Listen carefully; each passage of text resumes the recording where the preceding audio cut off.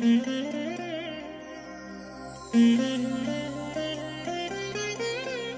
దినం పరము నుండి దిగివచ్చు మాట. ఇది నీ జీవితానికి వెలుగుల బాట. నీ ఒడిలో ఉంచబడిన దీవెనల మూట, అద్భుతాల ఆనంద ఊట. జనవరి 9 సంవత్సరమంతా మీరు బైబిల్ చదివి ముగించడానికి ఈరోజు మీరు చదవలసిన లేఖన భాగము ఉదయం ఆదికాండం 23 మరియు 24 అధ్యాయములు, సాయంత్రం మత్తయి సువార్త 7వ అధ్యాయము. ప్రియమైన దేవుని బిడ్డలారా, ఈ ఉదయకాల సమయంలో ప్రభు కృప మీకు తోడైనగాక. ఆయన మధురమైన స్వరం ఈ ఉదయకాలం మీ దగ్గరికి వస్తూ ఉండగా, ఆ స్వరం మీ అంతరంగంలో ఒక నిబ్బరాన్ని, నిశ్చయితను కలిగించబోతుంది. ప్రియ దేవుని బిడ్డలారా, ఎలా ఉన్నారు? ఈ దినాలు ఎలా కొనసాగుతున్నాయి? మీ జీవితం ఆనందదాయకముగా ఉందా, లేదా అనేక అవమానాలతో, ఇబ్బందులతో, ఇరుకులతో, కష్టభరితమైన పరిస్థితులతో మీ జీవితాన్ని చాలా భారంగా నెట్టుకుంటూ వస్తున్నారా? మీరు ఎలాంటి పరిస్థితుల్లో ఉన్నా మీ జీవిత సమస్యలకు ఒకే ఒక్క పరిష్కారం యేసు. ఆయన ఒక్కడే మీకు పరిష్కారం. ఈ లోకంలో ఎంతోమంది స్నేహితులు ఉండొచ్చు, బంధువులు ఉండొచ్చు. నిన్ను ఆదుకోవడానికి మేము సిద్ధంగా ఉన్నాం అని మీకు భరోసా ఇచ్చి ఉండొచ్చు.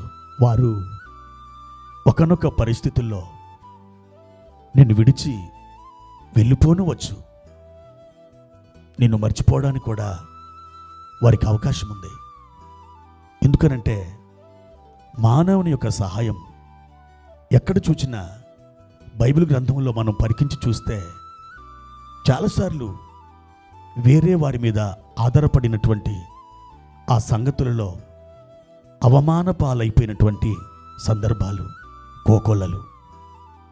మానవుడు మానవుడే, మనుషుడు మనుషుడే, దేవుడు దేవుడే. ప్రియమైన దేవుని బిడ్డలారా, ఒక మాట చెప్పనా?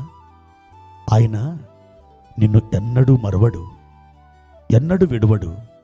ఆయన ఎప్పుడు నిన్ను దాటిపోడు. ఈ ఉదయకాల సమయంలో ప్రభువారిచ్చిన ఒక మాట మనం చదువుకుందాం. 126వ కీర్తన 5వ వచనం. కన్నీళ్లు విడిచొచ్చు విత్తువారు సంతోష గానముతో పంట కోసెదరు. ప్రియమైన దేవుని బిడ్డలారా, అద్భుతమైనటువంటి మాట ఈ ఉదయకాలం ప్రభువారు మనకిస్తున్నారు. కన్నీటితో విత్తువారు సంతోష గానముతో పనులు మోసుకొని వస్తారు. దీనినే కన్నీటి విత్తనములు అంటారు. ప్రియ దేవుని బిడ్డలారా, ప్రభు సన్నిధిలో మీరు కార్చిన కన్నీరు ఎప్పుడూ వ్యర్థం కావు, వృధా కాదు. మనము విత్తువాటినే తప్పకుండా కోస్తాము. ఏది విత్తుతామో ఆ పంట మన కొరకు సిద్ధపరచబడుతుంది. విత్తేది కొంచెమే, కానీ మనం పంట కోసేది విస్తారం. ఈ ఉదయకాల సమయాన ప్రభు నీతో చెప్తున్నారు, నా బిడ్డ, నీవు నా సన్నిధిలో నీ కన్నీటి విత్తనాలు విత్తినావు కదా, అనేక మార్లు అంగలార్చితివి కదా, అనేక సమయాలలో నీవు కలవరపడి నీ గుండెలు బాదుకున్నావు కదా, దిక్కులు పిక్కటిలేలా ఆర్తనాదం చేసావు కదా. అవన్నీ నాకు తెలుసు, నేను వాటిని చూచాను.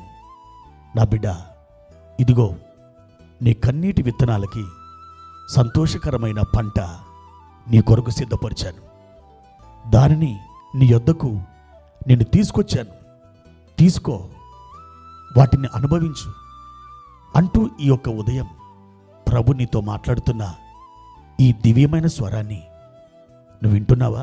ప్రియ సోదరుడా, సోదరి, నీ జీవితం ఆనందదాయకముగా మార్చడానికి మన ప్రభు ఇష్టపడుతున్నాడు. తప్పకుండా నీ జీవితం ఒక మాధుర్యమైనదిగా, సంతోషించదగినదిగా, విజయనాదం చేయదగినదిగా దేవుడు మారుస్తున్నాడు. ఎందుకు అంగలారుస్తావు? ఎందుకు పెడబొబ్బలు పెడతావు? ఎందుకు కలవరపడతావు? నాకెవరు లేరని ఎందుకు ఆయాసపడుతున్నావు? దేవుడు నీకు తోడుగా ఉన్నాడు. ఆయన నిన్ను విడిచిపోలేదు. ఆయన నిన్ను జ్ఞాపకం చేసుకుంటున్నాడు. ప్రవక్త అయిన సమూయేలు యొక్క తల్లి మనందరికీ తెలుసు. ఆమె పేరు హన్న. ఏం చేసింది? ఆమె వైరియగు పెనిన్న ఆమెను చాలా విసిగించింది, అవమానపరిచింది, బాధించింది, దుఃఖపెట్టింది. హన్న అన్నపానాలు మరిచి దేవుని సన్నిధిలో తన కన్నీళ్లను విత్తనాలుగా విత్తింది. ఏం జరిగింది? దాని ఫలితం ఏమిటి? దేవుడు హన్నాను జ్ఞాపకం చేసుకున్నాడు. ఆమె గర్భవతి అయింది. అద్భుతమైనటువంటి కుమారుడు ఆమె ఒడిలో ఉంచబడ్డాడు. అతడే రాజులను అభిషేకించే ప్రవక్త సమూయేలు. ఆమె కన్నీటి విత్తనాలు సంతోషకరమైన పనలుగా మార్చబడ్డాయి. ఈరోజు నా ప్రియ సహోదరుడ, సహోదరి, నీ కన్నీటి విత్తనాలు అద్భుతంగా ఫలాలు ఇవ్వబోతున్నాయి. నీ కన్నీరు దేవుడు మరవలేదు. నీ ఒంటరిగా ఏడ్చినప్పుడు నీ ప్రక్కనే ఉన్నాడు ఆయన. నీ వ్యాధను చూచాడు ఆయన. నీ అంగలార్పుని ఆయన జాలితో పరికించి చూశాడు. ఇంకా సమయం లేదు. ఒక అద్భుతమైన సంతోషకరమైన పంట నువ్వు కోయడానికి అడుగు దూరంలోనే ఉన్నావు. ప్రభు తన సన్నిధి మీకు తోడుగా ఉంచునుగాక. ప్రార్థన. మహోన్నతుడా, ఆశ్చర్యకరుడా, నీ కొందనాలు. ఈ ఉదయకాల సమయంలో మా కన్నీళ్ళు సంతోషకరమైన పనులుగా మీరు మారుస్తున్నందుకై వందనాలు. మా పరిస్థితులను మేము మార్చుకోలేం, మరెవరూ మార్చలేరు. మీరు మాత్రమే ఆ పరిస్థితులను మార్చగలరు. అందుకే ఈ ఉదయం మీ దగ్గరికి వస్తున్నాము నాయన. మా ప్రియుల మీద మీ యొక్క హస్తం ఉంచి గొప్ప కార్యములు చేయమని యేసు నామములో అడుగుచున్నాము తండ్రి. ఆమేన్.